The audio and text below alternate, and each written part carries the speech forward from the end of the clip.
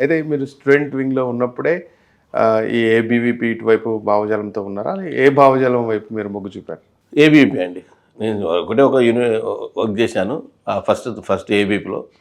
దాని తర్వాత ఏబీపీలో చిన్న నచ్చక మనసుకు కొన్ని సంఘటనలు నచ్చక కాసం వెంకటేశ్వర్లు అని ఇప్పుడు పార్టీ ప్రధాన కార్యదర్శి ఉన్నారు. సో వారు ఒక చిన్న కేసు విషయంలో వారికి పనిష్మెంట్ పడ్డది. సో ఆ విషయంలో కాంప్రమైజ్ కోసం నేను మాట్లాడితే పార్టీ పెద్దలు కొందరు అంగీకరించలేదు. సో దానికి నాకు చాలా అప్సెట్ అయ్యాను నేను. ఎందుకంటే ఇదే సంబంధించి ఇలాంటి కేసుకు సంబంధించి కొంచెం బీసీ యాంగిల్లో నేను ఆలోచన చేస్తాను. ఓకే. సో కొంతమంది అప్పర్ క్యాస్ట్ లీడర్స్ వాళ్ళు కాంప్రమైజ్ అయ్యారు డబ్బులు ఇచ్చి ప్రత్యర్థితోటి. కానీ కాసం వెంకటేశ్వర విషయంలో అది కాలే. సో దాన్ని నేను అప్సెట్ చెంది సో మీకో తీరు మాకో తీరు అని చెప్పేసి నేను మానేసిన. ఏబీవీపీలో కూడా రెబల్ భావజాలంతో అంటే ఎప్పుడు కూడా అవినీతి అంటే అన్యాయాన్ని ప్రశ్నించేవాడు వాడు ఎక్కడున్నా కానీ విత్ ఇన్ ఆర్గనైజేషన్ బయట అయినా కానీ ఏదైనా కానీ ఆ వస్తుంటే ఆ సంఘటన ప్రశాంతంగా ఉండలేడు కదా. ఎంతవరకు గుర్తింపు తెచ్చింది మీకు ఏబీవీపీ? నేను స్టూడెంట్ అంటే ఏబీపీ అనేది ఒక లీడర్గా నేను ఎదిగినంటే ఈ లీడర్ లక్షణాలన్నీ నాలో వచ్చినాయి.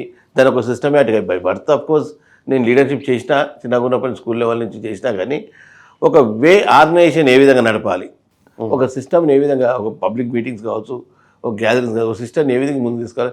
I trained in ABP only. దాన్ని బేస్ చేసుకునే తెలంగాణ ఉద్యమాన్ని నడిపిన నేను.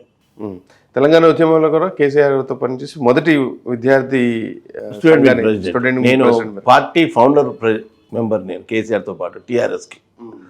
కేసీఆర్ అనే వ్యక్తి డిప్యూటీ స్పీకర్గా ఉండి మేము ఈ కరెంటు బిల్లులు కట్టలేము అని ఒక రోజు లెటర్ రాసినప్పుడు అప్పటికే నేను ఈ యొక్క ఏబీపీ నుంచి ఇప్పుడున్న దుగ్గ్యాల ప్రదీప్ కుమారు, ఇంతకుముందు భారతీయ జనతా పార్టీకి సంబంధించిన సంఘటన మంత్రి శ్రీనివాసు వీరి ఆధ్వర్యంలో అంటే ఎప్పుడైతే ఇంద్రారెడ్డి తెలంగాణ ఉద్యమం తీసిండో ఈ 97 ఆ ప్రాంతంలో ఈ ఏబీపీ నుంచి కూడా మేము తెలంగాణ ఉద్యమాన్ని తీసాం. ఏది గోదావరి జలాలు ఇక్కడ కృష్ణానదిలో కలిపాను తీసుకొచ్చి శ్రీశైలంలో. అంటే ఆదిలాబాద్ టు ఇది తెలంగాణ సస్యశ్యామల యాత్ర అని ఈయన ప్రదీప్ కుమార్ కన్వీనర్గా, మంత్రి శ్రీనివాస్ కో కన్వీనర్గా ఉండి ఒక రథయాత్ర చేశారు. అప్పుడు at the time I was ABP student లీడర్ని, నిజాం కాలేజీ ఇన్ఛార్జ్ నేను. సో నిజాం కాలేజ్ ప్రెసిడెంట్గా ఉన్నాను అప్పుడు.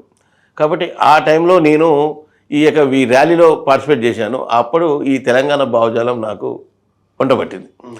దాని తర్వాత ఏమైంది, ఉస్మానియా యూనివర్సిటీలో ఒక చిన్న మర్డర్ జరిగింది.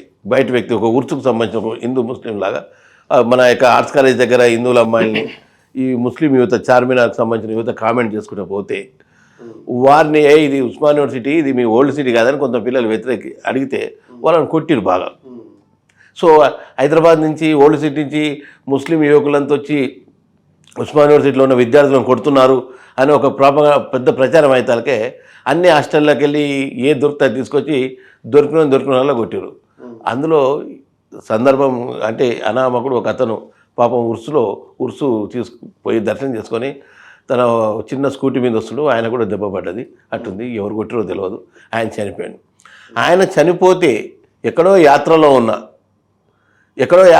మహబూబ్నగర్ చివరిలో యాత్రలో ఉన్నది అది యాత్రలో ఉన్న దుగ్గ్యాల ప్రదీప్ కుమారుని వీళ్ళందరినీ తీసుకొచ్చి అరెస్ట్ చేయడం జరిగింది. సో దాంట్లో ఆ తెలంగాణ మూమెంట్ని ఆ విధంగా చంద్రబాబు నాయుడు ఆపేసాడు. అప్పుడు ముఖ్యమంత్రి చంద్రబాబు నాయుడు ఉండే. సో ఈ క్రమంలో ఆ భావజాలం మీద పనిచేసిన, తెలంగాణ సెమినార్లు ఆర్గనైజ్ చేసిన, సో ఇవన్నీ నా మనసులో ఉన్నాయి కాబట్టి అరే ఈ కేసీఆర్ రాష్ట్రాలకి తెలంగాణకు పనికొస్తాడు అనే చెప్పే ఉద్దేశంతో నేను కేసీఆర్ని అప్రోచ్ కావడం జరిగింది. ఆయన ఆ టైంలో డిప్యూటీ స్పీకర్గా ఉన్నాడు. చంద్రబాబు నాయుడు మంత్రి పదవి లేదని రోజు 11 గంటలకు వచ్చేవాడు, లేచేవాడు రాత్రంతా. పాపం మీకు తెలుసుగా వారి సిస్టమ్ ఆలోచన పాప చాలా బలహీనంగా బక్కగా అయిపోయాడు, నరాలన్నీ బయటకు వచ్చినాయి. అధికారం లేకపోతే ఇట్లుంటారా ఒక మనిషి అనేది కూడా నేను చూసినాను. సో ఎంతసేపు వారు చంద్రబాబు నాయుడు చేసిన సేవ అంటే చంద్రబాబు నాయుడు ఏదైతే డ్రెస్సింగ్ స్టైల్ ఉందో ఈ డ్రెస్సింగ్ కూడా నేనే చూశాను. అదే ఈ దీపము పథకము ఇవన్నీ పథకాలు కూడా నేనే స్టడీ చేసి పెట్టిన. ఇంత చేస్తే అతను నాకు మంత్రి పదవి కూడా ఆ సిబిఐ డైరెక్టర్ మంత్రి పదవి ఇస్తున్నాడు నా కోటలో అని చెప్పేసి వారు చాలా బాధపడుతున్నాయి. సార్ అది అయిపోయింది మనం రాష్ట్రాన్ని సాధిద్దాం